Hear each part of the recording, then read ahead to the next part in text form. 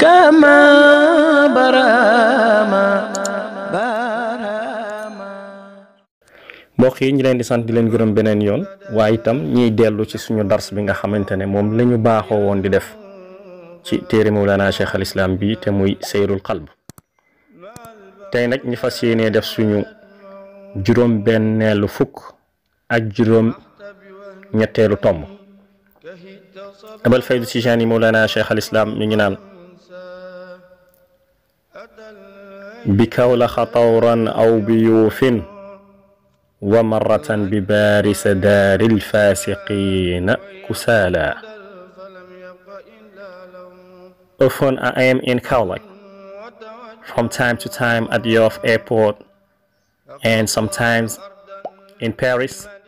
the house of the lazy in divine adoration. Souvent je suis à Kaolack,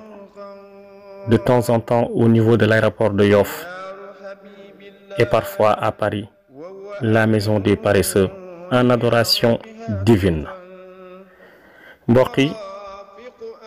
Abul Faydu Tijaani Barham ibnu Abdullah mu ne bi Kawlax tawran léegi-léeg maa ngi ca Kawlax aw bi Yuufin wala léeg-léeg maa ngi ca aéroport bu Yoof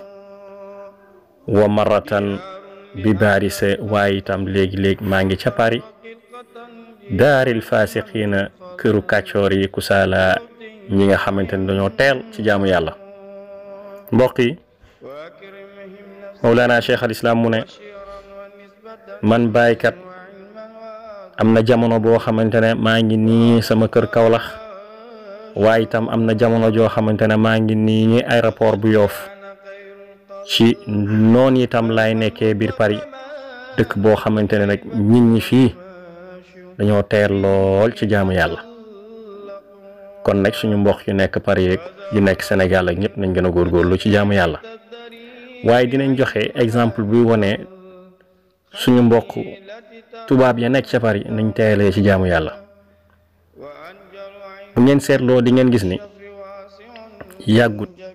dégg nañ histoire liñ naan Charlie Hebdo muy benn agence de presse boo xamante ne ni xëy nañ jël ki mel ni yéen ci yàlla Muhammad sallallahu alayhi wa sallam nga xamante ne taaram dafa jéggi dayoo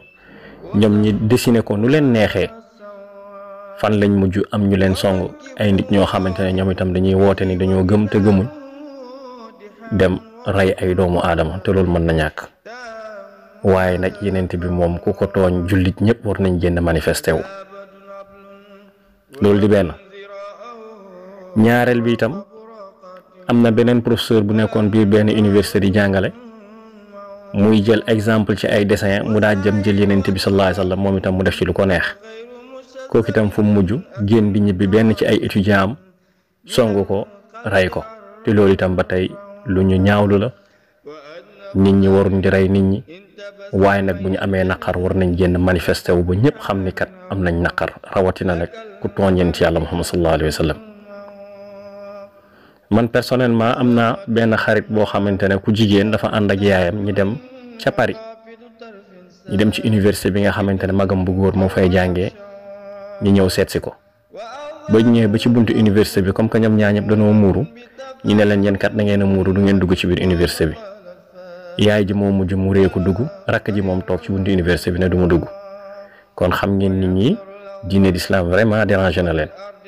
waaye nag ñun itam nañ gën a góorgóorlu suñ diine nañ fexe ba wone image bu rafet a rafet ci suñ diine nañ fexe itam ba éviter xew-xew yii ñu gis biir Sénégal nga xamante ne nii ay doomu aadama ñi ngi ciy ñàkk seen bakkan naam nañ manifester waaye nañ ko def ci jàmm ak salaam